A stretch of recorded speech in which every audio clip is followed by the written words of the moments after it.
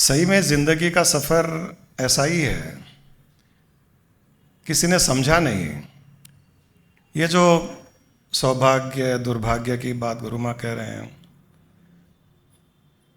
बहुत बहुत ही सच है कि हर कोई इसको समझ नहीं पाता है, और चूंकि समझ नहीं पाता है इसलिए वो अपना अच्छा भाग्य बना भी नहीं पाता है। सब लोग चल रहे हैं, इस गाने में यही बताया गया है कि है ये कैसी डगर, कि ये कैसा रास्ता है, चलते हैं सब मगर कोई समझा नहीं कोई जाना। कि कैसी डगर है ये कैसा रास्ता है कि सब चल रहे हैं लेकिन कोई समझा नहीं कोई जाना नहीं। कितना विलक्षण कि हर कोई चल रहा है जिंदगी के मार्ग पर, लेकिन इसको कोई समझा नहीं कोई जाना नहीं, और जो समझा हुआ है उसके पास जाना नहीं चाहते हैं। कुछ हैं समझे हुए, कई महात्मा है, कई सिद्ध पुरुष हैं, कई गुरु हैं, कई हैं, हर जगह है, फैले हुए हैं। कई हमारे घर के पास ही है, कई हमारे शहर में है, कई दूसरे शहर में हैं, बहुत से हैं, सुलझे हुए हैं, लेकिन जाना कोई नहीं चाहता। और चले भी जाए तो ज्ञान को उतारना नहीं चाहता है, और फिर दुर्भाग्य हमारे साथ चलता रहता है। बहुत छोटा सा अंतर है जो अभी गुरु माँ ने कहा, इतना ही है कि सौभाग्य से दुर्भाग्य को बदलना और दुर्भाग्य से सौभाग्य को बदलना, बहुत छोटा सा अंतर है। एक action, one thought away. Our good fate is only one thought away. एक एक्शन से हम दुर्भाग्य से बच सकते हैं, और एक एक्शन से भाग्य को दुर्भाग्य में बदल सकते हैं। और ऐसा करते हैं हम, एक एक्शन से, एक भावना से, एक थॉट से, एक विचार से, एक क्रिया से। ऐसा होता है हमारे जीवन में, हमारी लाइफ में जो अच्छी बुरी परिस्थितियों का एक कॉम्बिनेशन है, मिश्रण है, वो सारा इसी के कारण है कि हमने जब मौका मिला तब हमने उसका उपयोग नहीं किया हमारे भाग्य को बदलने का, और हम उस दुर्भाग्य को अट्रैक्ट करते चले गए। मौके मिलते हैं, रेगुलर बेसिस पे मौके मिलते हैं हमको हमारे भाग्य को बदलने के लिए। हर रोज मिलते हैं, हर दिन मिलते हैं, हर महीने मिलते हैं, हर पल मिलते हैं। हम या तो पहचान नहीं पाते, या इतनी समझ नहीं है कि हम इसको कैसे हमारे भाग्य में बदलें। दुर्भाग्य को भी भाग्य में बदला जा सकता है। भीष्म पितामह संकल्प लिया उन्होंने कि राजगद्दी का उनको प्रोटेक्ट करना है, उनको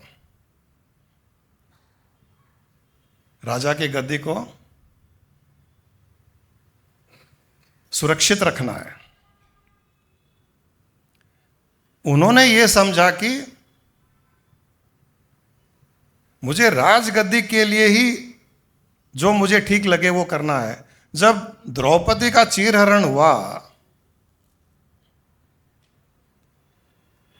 तब उनके पास एक मौका था कि वो अपना सौभाग्य बना सके। उन्होंने ये गलत सोचा, उनकी समझदारी में एक कमी थी। उन्होंने द्रौपदी का साथ नहीं दिया, चीरहरण को रोका नहीं, क्योंकि वो सोचते थे कि मुझे राजा की तरफ रहना है, जो राजा कर रहा है, धृतराष्ट्र जो कर रहा है मुझे सहमति देनी है। ये गलत सोच थी उनकी। उनको जो राजगद्दी थी उस राज्य की, उसको बचाने के लिए राजा के विपरीत भी जाना पड़े तो जाना चाहिए था, तब उनका संकल्प सही होता। देखिए एक ट्विस्ट, कितनी बड़ी मूर्खता या अज्ञानता। एक ज्ञानी पुरुष भी गलती कर सकता है। गलती उसने अहंकार में की, भीष्म पिता की गलती उसके अहंकार में थी।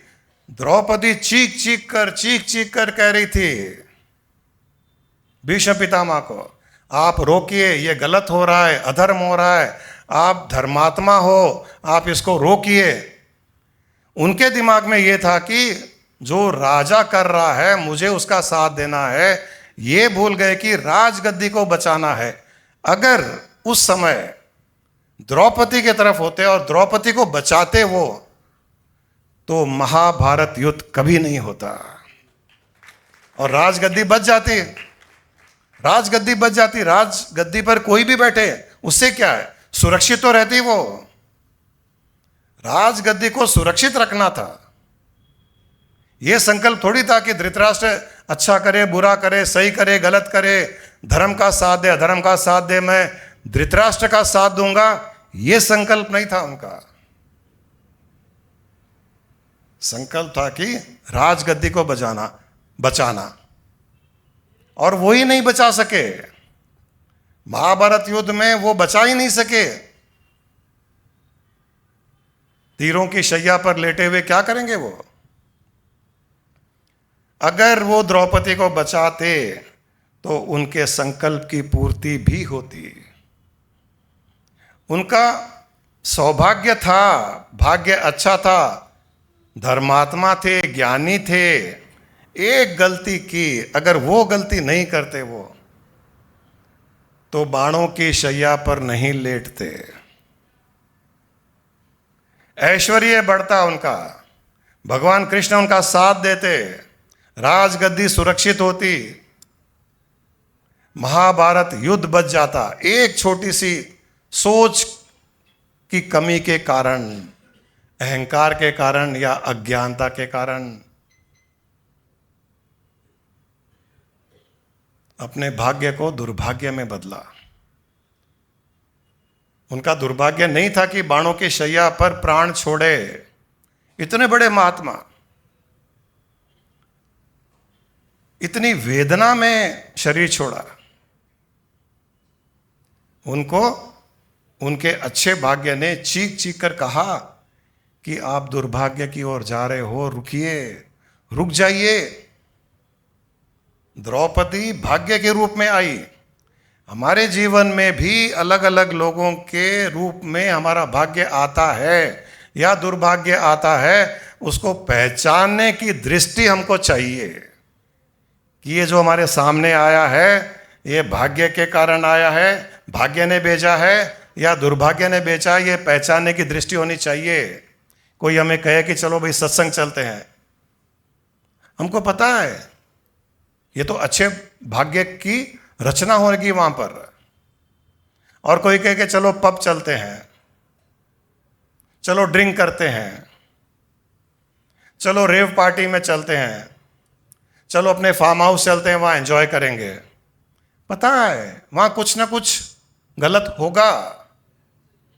पुलिस आएगी, रेड पड़ेगा, या हमारी तबीयत खराब होगी, हम ज्यादा ड्रिंक कर लेंगे और कुछ गलत काम कर लेंगे। वहां दुर्भाग्य के चांस 100 हैं, तैयार हैं वहां दुर्भाग्य के रूप में, अलग अलग तरीके से वहां दुर्भाग्य के रूप में तैयार है वहां। और सत्संग जाएंगे, भागवत में जाएंगे, राम कथा चलेंगे, भजन जैमिंग करेंगे, भजन क्लबिंग करेंगे, या चलिए कहीं पहाड़ों में चलेंगे। जरूरी नहीं है कि हर बार हर पल कोई आध्यात्मिकता की ओर ही जाए, लेकिन हमको पता है कि हम जहां जा रहे हैं वहां पर हमारा भाग्य बनेगा या भाग्य बिगड़ेगा, ये हमको पता होता है। इतना अगर जजमेंट होता है हमारे अंदर, हो सकता है, तो हम हमारे दुर्भाग्य से बच सकते हैं और दुर्भाग्य को भाग्य में परिवर्तित कर सकते हैं। जटायु पक्षी था। पक्षी का मतलब है कि उसका दुर्भाग्य था। यह माना जाता है कि मनुष्य योनि श्रेष्ठ योनि है और बाकी योनियां थोड़ी कम श्रेष्ठ है। तो जटायु पक्षी था, दुर्भाग्यवश पक्षी था। पक्षी का राजा होगा लेकिन पक्षी तो था। जब सीता माता को वो रावण ले जा रहा था अपहरण करने के बाद, किडनैपिंग कर करके। तो जटायु के दोनों पंख रावण ने काट दिए और जटायु जमीन पर गिर गया, तड़प रहा था। मौत सामने खड़ी थी। दुर्भाग्यवश पक्षी का शरीर मिला, पक्षी की योनि मिली, यह उसका दुर्भाग्य था।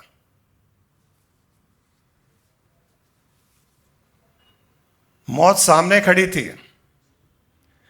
उसने यमदूत से कहा कि रुक जाओ, मुझे लेके मत जाना, मैं जाऊंगा भी नहीं, मैं अभी नहीं जाऊंगा। मैं भगवान राम का इंतजार कर रहा हूं और भगवान राम के आने के पश्चात, माता सीता की गाथा सुनाने के पश्चात मैं तुम्हारे साथ चलूंगा, जब तक तुमको रुकना पड़ेगा। मौत को भी रोका उसने, जटायु ने, क्योंकि उसको एक मौका मिला। अपने दुर्भाग्य को सौभाग्य में बदलने का एक मौका मिला, जो जटायु ने नहीं छोड़ा। मौत को भी रुकना पड़ा जब तक भगवान राम नहीं आए वहां पर। और भगवान राम को उसने माता सीता की गाथा नहीं सुनाई कि कैसे हुआ, क्या हुआ, रावण कहां ले गया, किस दिशा में ले गया। उसकी बातें सुनकर भगवान राम ने जटायु को अपने पैरों पर सुलाया, उसको सहलाया।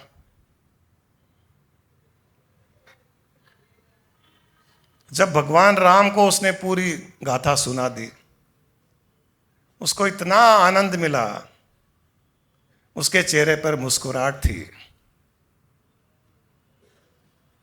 क्योंकि पता है कि अब मेरे प्राण छूटने वाले हैं।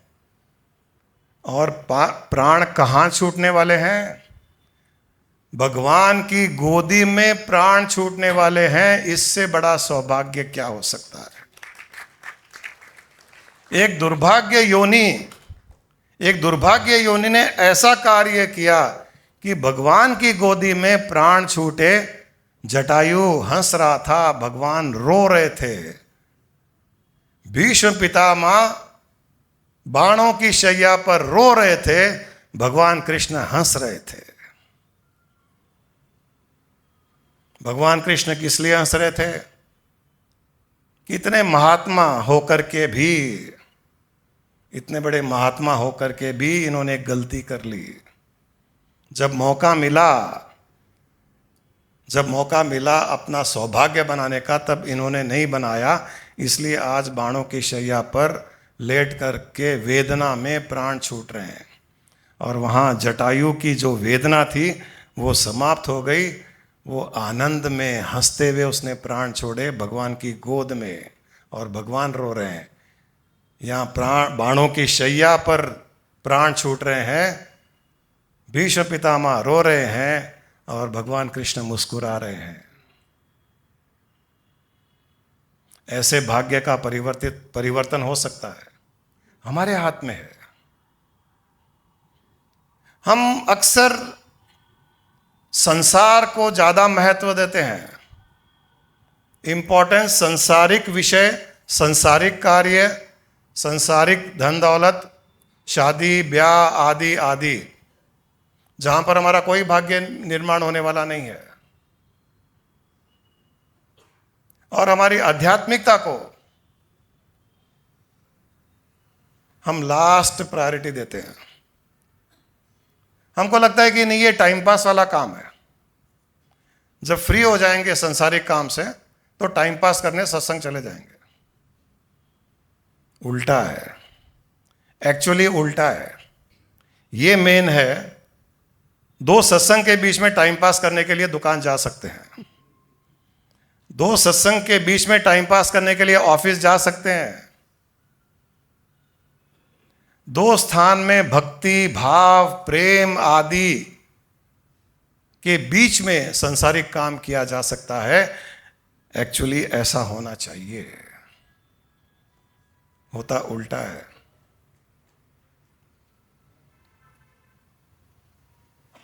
पूजा रूम में जितना टाइम फिक्स किया हुआ है उतना ही टाइम बैठते हैं। अगर 10 मिनट का टाइम फिक्स किया हुआ है, एग्जैक्ट 10 मिनट, 11 मिनट भी नहीं देते। दुकान में कस्टमर आ जाए, 8 बजे बंद करनी है तो 11 बजे तक बैठे रहते हैं। ऑफिस में काम ज़्यादा हो गया, बैठे रहेंगे। हमको लगता है कि हमारी जिंदगी उस पर टिकी हुई है। ये बहुत गलत धारणा है हमारी। हमारी जिंदगी उस पर टिकी हुई नहीं है। हमारी जिंदगी हमारी आत्मा पर टिकी हुई है।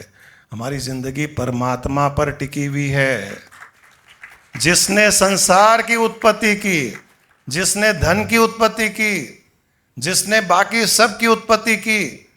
अगर हम उसका साथ देते हैं, उसका ध्यान करते हैं, उसका स्मरण करते हैं, उसकी बात करते हैं, उसकी बात सुनते हैं, तो उसकी जिम्मेदारी होती है संसार में हमको सुख शांति से जीवन बिताने दे।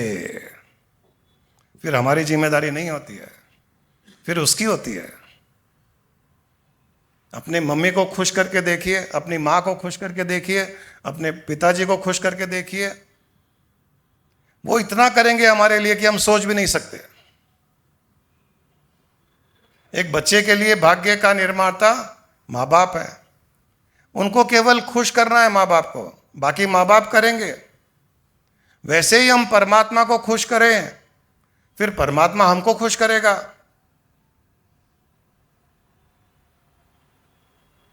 एक बार भगवान ध्यान कर रहे थे तो नारद जी ने पूछा कि हे प्रभु, सारी दुनिया आपका ध्यान करती है, आप किसका ध्यान करते हो? बोले, मैं उनका ध्यान करता हूं जो मेरा ध्यान करते हैं। और अगर भगवान ने हमारा ध्यान किया, और क्या चाहिए हमें? स्वतः ही सब कुछ अपने अपने स्थान पे पड़ा हुआ मिलेगा हमको। कुछ करने की आवश्यकता भी नहीं है। और जिन्होंने कुछ नहीं किया, न कमाई की, न दुकान गया, न बिजनेस किया, लेकिन प्रभु की स्मृति में रहे, ऐसे महापुरुषों के चरणों में सारी दुनिया आकर के माथा टेकती है, तो बड़ा कौन हुआ? दुनिया का सबसे बड़ा इंसान, सेलिब्रिटीज, बड़े बड़े लोग वहां माथा टेकते हैं जो कुछ नहीं करता, जो कुछ नहीं कमाता है। वहां माथा टेकते हैं। किस लिए? उनको भी पता है कि माथा टेकने का स्थान यही है। क्योंकि ऐसे जो महापुरुष होते हैं जो 24 घंटे ईश्वर का, परमात्मा का, गुरु का, ज्ञान का ध्यान, स्मरण, निधि ध्यासन आदि करते हैं, उनको भी पता है कि भगवान वहां वास करते हैं। भगवान सत्संग में वास करते हैं। कहते हैं जहां राम कथा होती है वहां हनुमान वास करते हैं। अगर देवी देवता कोई है तो वो वहां अवश्य मिलेंगे जहां सत्संग होता है, क्योंकि उनको भी सत्य सुनना है, उनको भी सत्य का संग चाहिए। देवी देवता होना कोई उनका ऑब्जेक्टिव नहीं है। ब्रह्मा जी को भी मुक्ति पाने के लिए इस लोक में आना पड़ता है। सत्संग के द्वारा गुरु के चरणों में समर्पित होकर के उनको मुक्ति मिलती है। क्योंकि ब्रह्मा भी पोस्ट है, विष्णु भी एक पोस्ट है, शिव भी एक पोस्ट है। जैसे प्राइम मिनिस्टर का पोस्ट होता है, वैसे ये भी पोस्ट है। उनको भी उनकी उम्र के पश्चात, जब उनका टर्म खत्म हो जाता है, प्राइम मिनिस्टर का 5 साल का टर्म है, ब्रह्मा जी का 100 साल का टर्म है। हमारे 100 साल नहीं, ब्रह्मा जी के 100 साल, लेकिन उनका भी एक टर्म है। वो टर्म पूरा होते ही उनको यहां आना पड़ता है, मनुष्य योनि में जन्म लेना पड़ता है, गुरु के चरणों में बैठकर ज्ञान लेना पड़ता है, और उस ज्ञान, ध्यान, निधि ध्यासन के द्वारा उनको मुक्ति प्राप्त होती है। ये ब्रह्मा, विष्णु, शिव आदि, इनका जो इन्होंने साधना की, उस साधना का परिणाम है कि उनको वो पोस्ट मिला है। उन्होंने इलेक्शंस के टाइम में भाषण अच्छे दिए तो पोस्ट मिल गया, वोटिंग मिल गई। यहां भाई जाओ, ब्रह्मा बन जाओ, विष्णु बन जाओ, इंद्र बन जाओ, सूर्य बन जाओ, शनि बन जाओ। परमानेंट नहीं है वो मुक्त नहीं है, वो मुक्त नहीं है। और ब्रह्मा, विष्णु, शिव हमसे जलते हैं, कि हम मनुष्य योनि में सत्संग कर रहे हैं और गुरु के चरणों में समर्पित होकर के हम मुक्ति की बात कर रहे हैं और मुक्त होने वाले हैं, ये सोच करके, ये देख करके वो जलते हैं हमसे कि हम कहां फंस गए। उनको लगता है कि हम कहां फंस गए, ये सारे लफड़े हम क्यों कर रहे हैं। पहले बनने के पहले हर किसी को लगता है कि प्राइम मिनिस्टर बन जाओ, चीफ मिनिस्टर बन जाओ, ये मिनिस्टर बन जाओ। बनने के बाद लफड़ा ही लफड़ा है। लेकिन वो पोस्ट का अहंकार, पोस्ट की एक नशा सही शब्द है, वो एक नशा है। जब तक वो प्राप्त नहीं करते उसका नशा होता है। प्राप्त करने के बाद में नशा तब थोड़े दिन के बाद उतरने लगता है, तब पता चलता है। लेकिन वो नशा फिर उसको जकड़ के रखता है। जैसे हम कर्मों में जकड़े हुए हैं, संसार में जकड़े हुए हैं, बंधन में जकड़े हुए हैं और निकलना नहीं चाहते हम।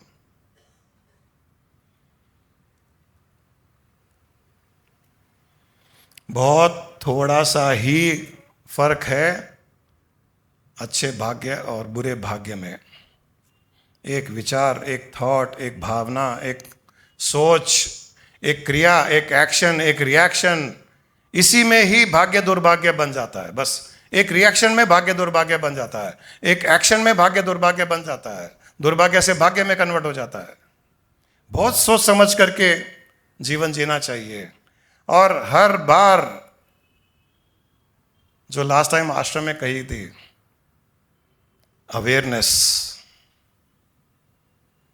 हर क्रिया के पहले अवेयरनेस, हर थॉट के पहले अवेयरनेस, हर एक्शन के पहले अवेयरनेस, हर रिएक्शन के पहले अवेयरनेस कि ये मेरे एक्शन, रिएक्शन, ये विचार, ये भावना, ऐसा बात करना मेरा भाग्य बनाएगा या दुर्भाग्य बनाएगा।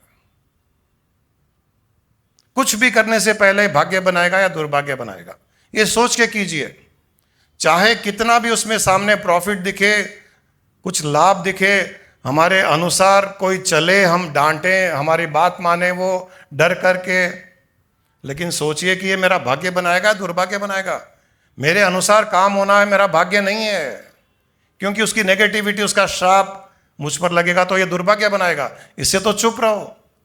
कई लोगों को गुस्सा बहुत आता है, हर छोटी छोटी बात पर गुस्सा करते हैं, इरिटेट होते हैं। क्या मिल जाएगा? और ऐसे लोग मरने के समय भी ये अवगुण, ये ट्रेट उनके साथ में जाता है और अगला जन्म उनको वैसी योनि मिलती है।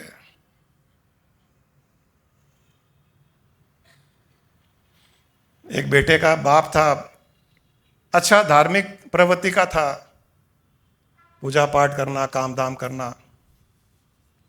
एक बार वो अपने पिता का श्राद्ध कर रहा था, तो एक साधु वहां आए, उनको पता चला कि ऐसे श्राद्ध कर रहा है।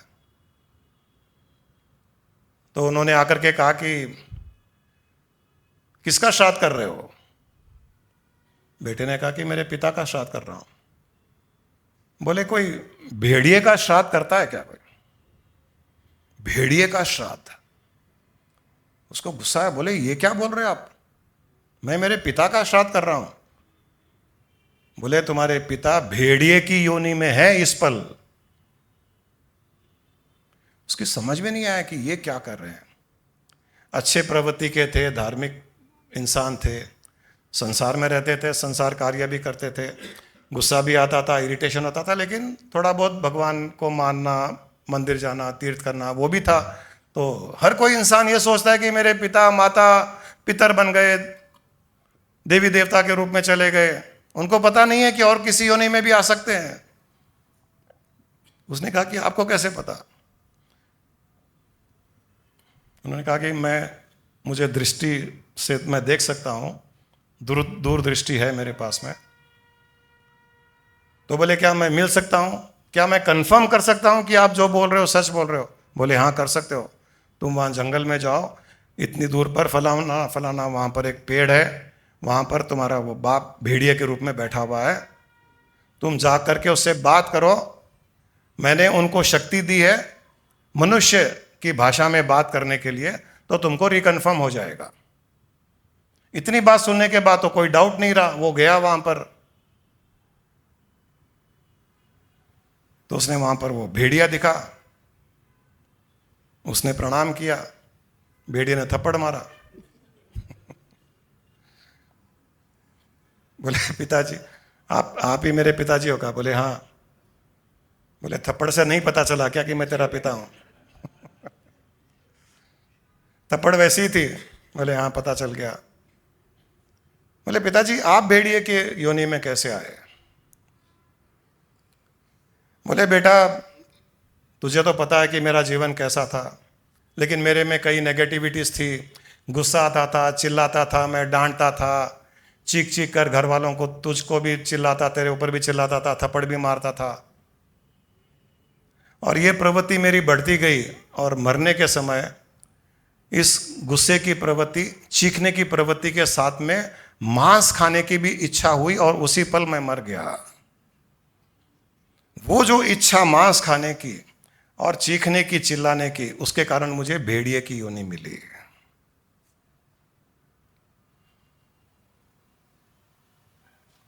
छोटी सी एक गलती, अपने आप को रोक नहीं पा रहे थे। जो इंसान अपने आप को रोक नहीं पाता है, अपनी प्रवृत्ति को रोक नहीं पाता है, अपने भीतर की नेगेटिविटी को, गुस्से को, इरिटेशन को रोक नहीं पाता है, कुछ गलत करने की इच्छा को रोक नहीं पाता है, वो फिर इस प्रकार की योनियों में जाता है। हमारे एक स्वामी जी है, वो राजस्थान में, वो कहते हैं कोई इंसान कभी भी धन दौलत की तरफ उसका दिमाग रहता है, कोई आके कहता है कि एक अच्छा प्रोजेक्ट है, बहुत प्रॉफिट होगा, अच्छा कहाँ है, कहाँ है, कहाँ है, कहाँ है? और कोई आके पूछता है, और कोई प्रपोजल देता है, बोलता कहाँ है, कहाँ है, कहाँ है? ऐसे लोग मरते हैं। तो देखो, अब तो ज्ञान आपको भी हो गया कि अगले जन्म में क्या योनि मिलने वाली है। तो क्या करेगा वो, क्या करता है, उसकी प्रवृत्ति क्या है, उसके अनुसार वो तैयार है। योनियां 84 लाख योनियां भगवान ने किस लिए बनाई? जैसी जैसी हमारी प्रवृत्ति भी 84 लाख प्रकार की प्रवृत्ति होती है इंसान के अंदर। इसीलिए भगवान को 84 लाख योनियां बनाई। कितनी मेहनत करवाई हम लोगों ने भगवान से, हमारा भरोसा ही नहीं है। हर पल हमारी प्रवृत्ति बदलती है। कभी काम काम करते हैं, कभी भाव भाव करते हैं, कभी म्याऊं म्याऊं करते हैं, कभी खून चूसने की इच्छा करती है, कभी इसको खाने की इच्छा करती है, कभी मांस खाने की इच्छा करती है, कभी और कुछ करती है, कभी उड़ने की इच्छा करती है। उड़ जाओ भैया, जिसको बहुत उड़ने की इच्छा है पक्षी बन जाएगा। काम काम करने की इच्छा है, भाव भाव करने की इच्छा है, कुत्ता बन जाएगा, बिल्ली बन जाएगी, छिपकली बन जाएगा। 84 लाख योनियां भगवान को हमने ही बताई कि इतनी बनाइए, कम से कम हमको चाहिए, क्योंकि हमारे इंसानों का कोई भरोसा नहीं है। हमको सौभाग्य बनाने की इच्छा ही नहीं है। चल रही है, चलने दो, गाड़ी चल रही है, चलने दो, सब लोग चल रहे हैं, चलने दो।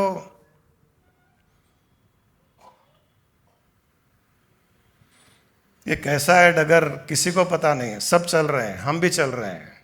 रुकिए, रुक करके सोचिए, चिंतन मनन कीजिए, आपको पता चलेगा कि कहाँ कहाँ, कब कब, कैसे कैसे गलतियां की है हमने।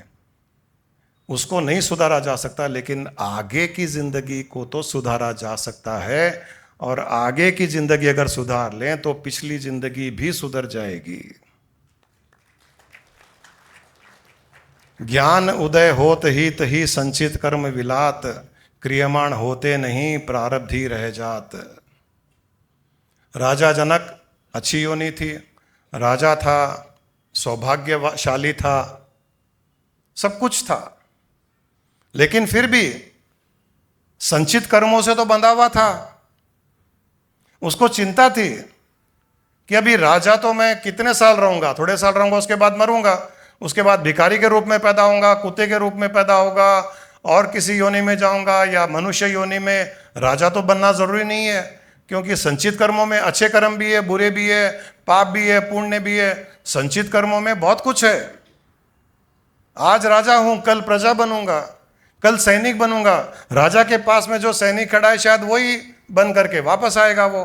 ये जनक को ज्ञान था, इसलिए वो सत्संग करता था। रोज रोज सत्संग करना है कि ऐसी कोई चीज मिले जो मुझे मेरे संचित कर्मों से मुक्त करा दे।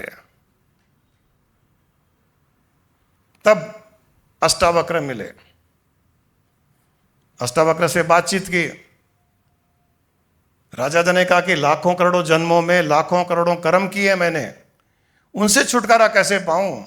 और उनसे छुटकारा पाने के लिए लाखों करोड़ों जन्म लेने पड़ेंगे मुझे, क्योंकि जब तक कर्मों को न भोग लूं कर्म खत्म नहीं होंगे। अष्टावक्र ने कहा कि कर्म को भोगने के लिए जन्म लोगे तो नए कर्म भी करोगे, तो ये तो चलता रहेगा सिलसिला। राजा जनक ने पूछा कि कैसे मुक्ति पाऊं, क्या तरीका है? वरना तो कर्मों के बंधन से छुटकारा मिलेगा ही नहीं, कर्मों के जाल से छुटकारा मिलेगा ही नहीं कभी भी। लाखों जन्मों के कर्म लाखों जन्मों में भोगूंगा, उन लाखों जन्मों में कर्मों को भोगते समय लाखों कर्म नए भी करूंगा, तो मुक्ति कहां से होगी? और कौन दे सकता है? अष्टावक्र ने कहा कि चुटकी बजाते हुए मैं तुमको सारे संचित कर्मों से मुक्ति दिला सकता हूं। बोले तुझे कोई मुक्ति नहीं दिला सकता, क्योंकि इतने सालों से सत्संग कर रहा है राजा जनक। हर रोज पंडित ज्ञानी महापुरुष राज दरबार में आते हैं, सत्संग करते हैं, वेद उपनिषद की बातें करते हैं। ज्ञान था, लेकिन ये ज्ञान कहीं नहीं था कि चुटकी बजाते हुए लाखों जन्मों के संचित कर्म नष्ट किए जा सकते हैं। ये आज तक किसी ने नहीं कहा, अष्टावक्र ने कहा। राजा जनक ने हाथ जोड़े, बोले कृपा कीजिए, मुझे वो चुटकी बजाने वाला कार्य करवाइए कि सारे संचित कर्म नष्ट हो जाएं। बोले राजा जनक, अगर तुझे मुक्ति चाहिए तो मेरे पीछे आ। और अष्टावक्र चले गए। राजा जनक ने सोचा ही नहीं कुछ, उनके पीछे पीछे पीछे चलता गया। सारे राज दरबारी सैनिक रानियां सब देख रही, राजा जनक कहां जा रहे हैं, किसी को कुछ नहीं बताया। राजा जनक के दिमाग में एक ही चीज है कि मुझे मुक्ति चाहिए उन संचित कर्मों से। अगले जन्म में कौन सा संचित कर्म प्रारब्ध बन करके आएगा पता नहीं। और गुरु मिल गया, गुरु ऐसा मिला, 50 साल के सत्संग में कोई ऐसा नहीं मिला जो ये कहे कि चुटकी बजाते हुए तुमको मुक्त कर सकता हूं।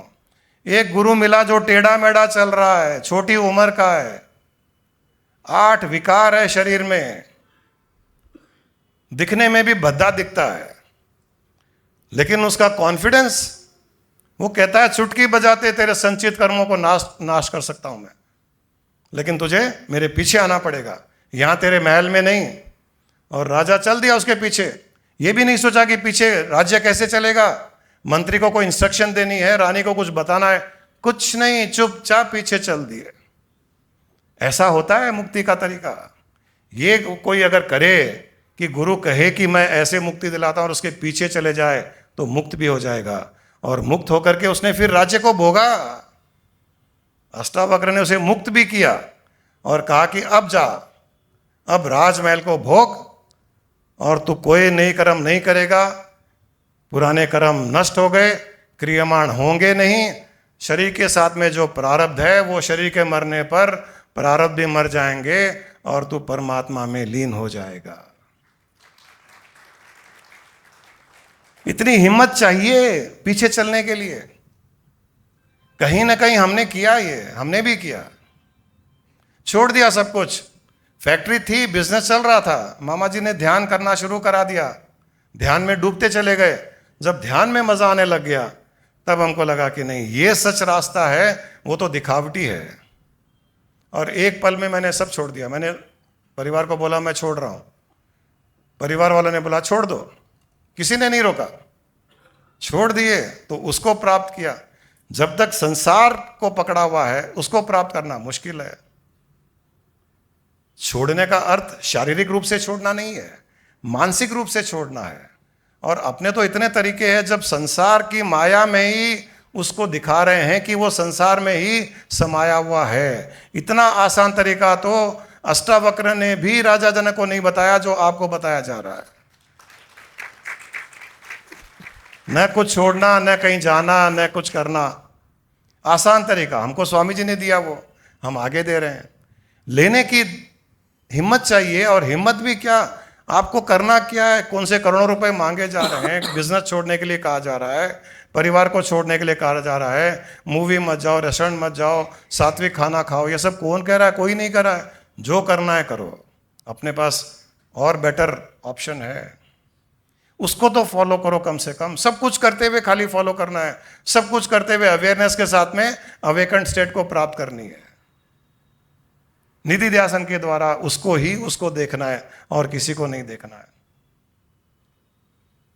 जो इस प्रकार गुरु के चरणों में समर्पित होकर के निधि ध्यासन आदि करता है, उसको संसार लिप्त नहीं कर सकता, उसको संसार कभी भी लिप्त नहीं कर सकता।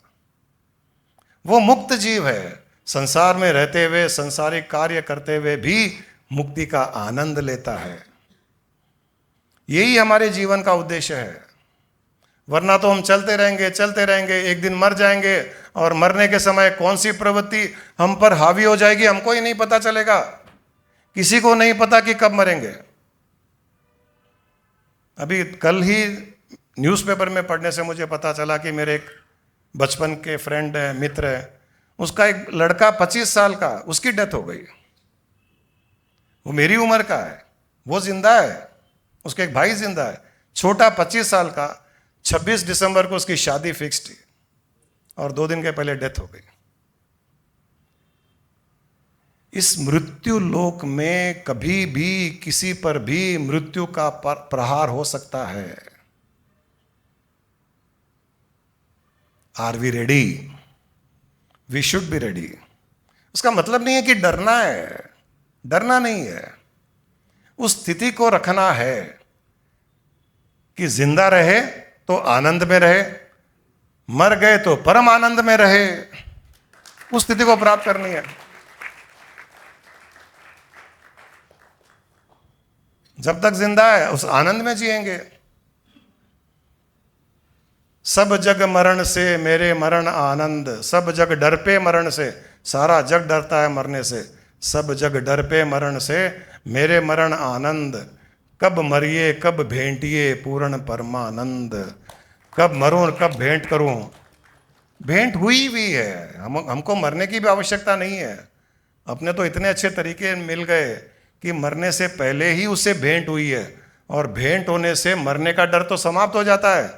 आपके संसारिक कार्य में भी मिरेकुलस रिजल्ट मिलने लग जाता है, मैजिकल रिजल्ट।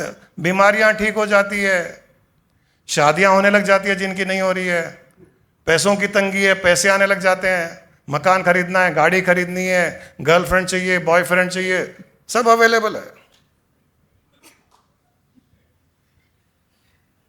क्योंकि परमात्मा को पता है कि इस बच्चे के लिए क्या अच्छा है, इसको कैसे सुख दूं, उसको पता है। जो सारी सृष्टि की सुख की चिंता करता है, सारी सृष्टि की उत्पत्ति एक चुटकी बजाने में करता है, उसके लिए हमारे लिए कुछ करने में क्या समय लगता है।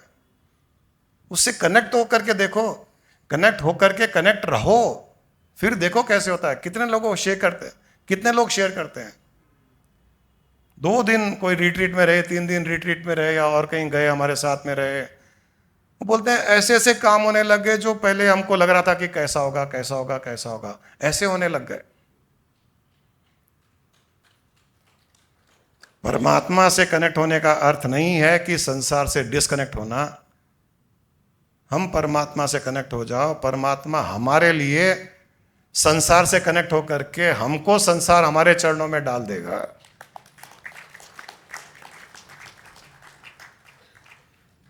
तो आप ही हो अपने भाग्य का निर्माता, आप ही हो अपने दुर्भाग्य का निर्माता। सोच समझकर अवेयरनेस में जिंदगी जिए, दुर्भाग्य की रचना न करें। दुर्भाग्य रहते हुए तकलीफ में है, कठिनाइयां है, दुर्भाग्य चल रहा है, लेकिन मौके आते रहेंगे बीच बीच में आपको सौभाग्य में बदलने के लिए, भाग्य को अच्छे बदलने के लिए। तकलीफ है। और कोई कहेगा कि चलो भाई आज सत्संग, आज चलते हैं सत्संग, आज आश्रम में प्रोग्राम है, आज वहाँ भागवत है, आज यहाँ पर कुछ है, आज और कुछ है। खाली अपने सत्संग नहीं, कहीं पर भी अच्छी बातें हो रही है, चलो वहाँ चलते हैं। तो ये मान लो कि ये ईश्वर का संकेत है कि तू मेरे पास आ, मैं तेरा काम कर दूंगा। तू जब तक कोशिश करेगा बहुत मुश्किल में पड़ेगा, तो नहीं कर पाएगा। कई चीजें तेरे हाथ में नहीं है, ये भगवान कहना चाह रहे हैं, मेरे हाथ में है। तेरे हाथ में नहीं है, तेरे पाँव में नहीं है, तेरे परिवार में नहीं है। तू संसार की सारी शक्तियां लगा दे, तेरे प्राइम मिनिस्टर में भी नहीं है, मेरे लिए चुटकी का काम है। कहता है वो, सिग्नल देता है, उस सिग्नल को पहचानने की कोशिश कीजिए। इसी तरीके से जीवन जीते हुए अपने भाग्य का निर्माण करते जाइए।